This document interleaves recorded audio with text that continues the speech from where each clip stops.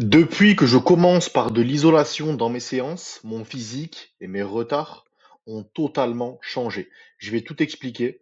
Il y a souvent cet amalgame ou cette comparaison entre polyarticulaire en début de séance, isolation. On va voir ce que je fais, ce que je mets en place pour moi, pour mes élèves, et qu'est-ce que tu dois changer.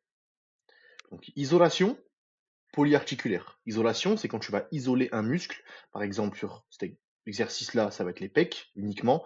Et du polyarticulaire, c'est lorsque plusieurs muscles vont être stimulés, vont participer à l'effort. Ok. Et surtout, comment utiliser les deux intelligemment, l'isolation et le polyarticulaire, dans une séance, donc comment structurer les choses et adapter. C'est une question d'ordre, d'exercice, de logique et d'adaptation à tes retards et à ton corps, donc à ta morpho-anatomie. On va aborder tout ça ensemble, prends des notes. Donc je vais te montrer dans cette vidéo exactement comment ça a changé mon physique, comment j'ai pu rattraper mes retards et comment j'ai pu changer aussi le physique de mes élèves. Partie 1, le mythe du polyarticulaire en premier. La règle que tout le monde répète sur les réseaux, à la salle, etc. commence toujours par du développé couché. On commence toujours par du squat, donc par des exos polyarticulaires. Ensuite, dès que tu as fini ça, tu fais de l'isolation. Vu que tu n'as plus d'énergie parce que tu as tout dépensé sur du polyarticulaire, en gros, on te répète constamment, finis ta séance par des choses un peu plus faciles, vu que tu es KO. Et cette règle, elle n'est pas vraie, elle est fausse. Moi, ça m'a coûté beaucoup de stagnation. Et si tu appliques ça constamment et que tu ne réfléchis pas, tu ne vas pas plus loin que cette règle qui est basique, tu vas stagner, tu vas pas réussir à rattraper tes points faibles et ton physique ne va pas être homogène. Voilà pourquoi. Si tu commences par du polyarticulaire, exemple développé couché, et que tu fais ta séance pec, admettons tu as un retard au niveau des pecs, tu vas surtout engager et stimuler tes points forts, sans même t'en rendre compte. Donc, admettons, tu fais du développé couché, ok, donc tu pousses, tu as un point fort triceps. Tu penses que tu vas essentiellement travailler tes pecs, alors tu vas essentiellement travailler tes triceps. Surtout si tu n'as pas analysé ta morpho-anatomie et que ton placement, ton exécution n'est pas correct. Alors là, catastrophique. Et ensuite, donc tu fais un, 2, 3 exos polyarticulaires comme ça, et à la fin, tu fais de l'isolation. Sauf que ton point faible pec, en l'occurrence dans cet exercice et cet exemple, il est épuisé déjà. Il est KO. Même ton corps est KO. Donc ton muscle retardataire, les pecs, reçoit une stimulation qui est médiocre. Et donc ton point faible ne s'améliore pas. Et le déséquilibre, par exemple, triceps-pec, il va s'accentuer. Partie 2, ce que j'ai fait pour mes retards. Donc pendant longtemps, mon dos et mes bras ont été un gros point faible par rapport à mes épaules, etc. Et le problème, c'est qu'à mes débuts, je commençais comme tout le monde, en fait, comme 99% des mecs à la salle. Quand je n'étais pas encore devenu coach et que je n'avais pas cette expertise, j'écoutais ce que je voyais à droite à gauche.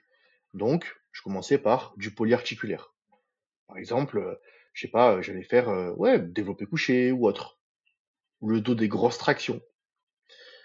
Le problème, c'est que mon dos et mes bras stagnaient. Aucune évolution. Par contre, mes points forts évoluaient. Et c'est normal. Jusqu'au jour où j'ai tout inversé. J'ai commencé mes séances par de l'isolation. Et en fait, quand tu commences par de l'isolation, sur ton point faible, on va voir ensemble ce qui se passe. C'est intéressant. En fait, tu stimules uniquement, dès le début de ta séance, ce muscle retardataire. Admettons, si on prend l'exemple, toujours sur les pecs, par du pec deck, ou pec fly, c'est la même chose, c'est le même exercice. Donc tu vas stimuler essentiellement tes pecs. Il n'y a aucun autre muscle qui va compenser. Tes triceps, si tu as un point fort triceps, admettons, ne vont pas être engagés. Donc là, tu focus tes pecs, tu amènes du sang dans tes pecs, et donc tu vas les stimuler premièrement via de l'isolation. Et puis ensuite, tu passes sur du polyarticulaire, et là, le muscle limitant pour cet exercice, ça va plus être tes triceps, mais ça va être tes pecs. Vu que tes pecs sont, entre guillemets, déjà fatigués via la stimulation que tu as apportée à travers l'isolation, c'est tes pecs qui vont être KO à la fin de cet exercice polyarticulaire. Donc, vu que c'est le muscle limitant, il y a une double stimulation. Premièrement, avec l'isolation, deuxièmement, avec le polyarticulaire. Et donc, la tension mécanique est beaucoup plus importante. Et ça, c'est fondamental pour, du coup, hypertrophier ce muscle et pour rattraper ses retards. Ok. Et donc, tu vois cette combinaison entre isolation au début Du coup, tu engages que ce muscle que tu as du mal à engager quand tu commences par du polyarticulaire. Par exemple, si tu prends beaucoup dans les triceps. Là, pec deck, tu te focuses que sur tes pecs. Et ensuite, tu peux passer sur du développé couché incliné aux haltères. Et ton muscle limitant va être du coup tes pecs. Partie 3, la règle fondamentale. Ça, c'est trop important. J'ai pris le même exemple que ma dernière vidéo. J'ai vraiment envie que tu puisses comprendre ça. Ta morpho-anatomie. Avec, encore une fois, on reste sur les pecs, le développé couché à la barre. D'ailleurs, un exo que je déteste et que je conseille pas. Il y a plusieurs morpho-anatomies. La morpho-anatomie, on va le voir ici. En gros, c'est la longueur de tes segments. Tu as les bras longs, tu as les bras courts, ta structure osseuse et tes insertions musculaires. Et par rapport à tout ça, donc à ton corps, certains exercices vont être plus ou moins appropriés. Et surtout, quand on analyse ton corps, on voit directement par rapport à tout ça que tu as des points faibles anatomiques et des points forts anatomiques.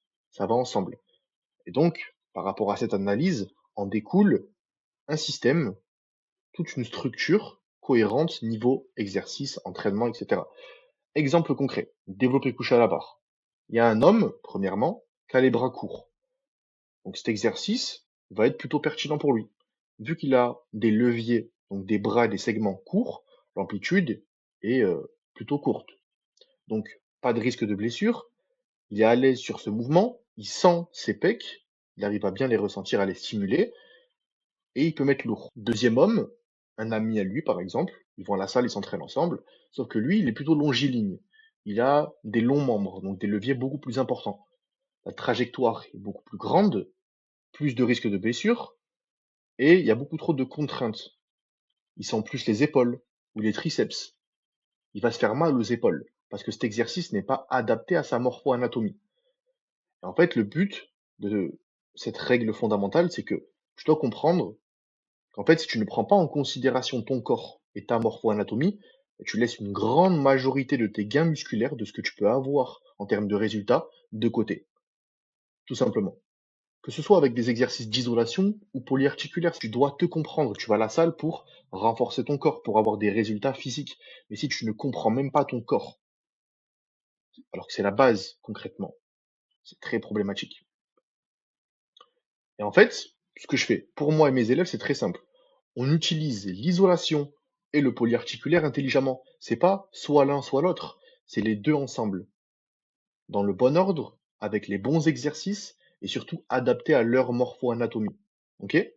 Donc, si tu utilises ces deux outils, l'isolation et le polyarticulaire intelligemment, avec une logique, avec un ordre précis, là, tu vas atteindre ton objectif physique. Par contre, si tu utilises ces deux outils sans logique, sans précision, sans aucune méthodologie, si en fait tu n'as pas de raisonnement concret, tu copies juste les exos que tu vois sur les réseaux ou tu t'entraînes avec un ami, mais tu comprends pas pourquoi tu fais ces choix-là, en fait, tu garderas tes retards, ton physique ne va pas évoluer, et tu vas pas comprendre pourquoi un tel ou un tel progresse.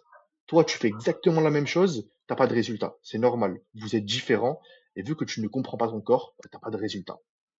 Si toi, aujourd'hui, tu veux comprendre comment mettre en place un système qui est adapté à ton corps, à ta morpho-anatomie, pour éviter les blessures, éviter la stagnation, rattraper tes retards, et donc évoluer, tu as juste à cliquer sur le premier lien en description, à réserver ton appel avec moi. On pourra voir ce que tu mets en place, ce qui ne va pas, ce que tu dois corriger afin de te permettre d'atteindre ton objectif, devenir fort et musclé.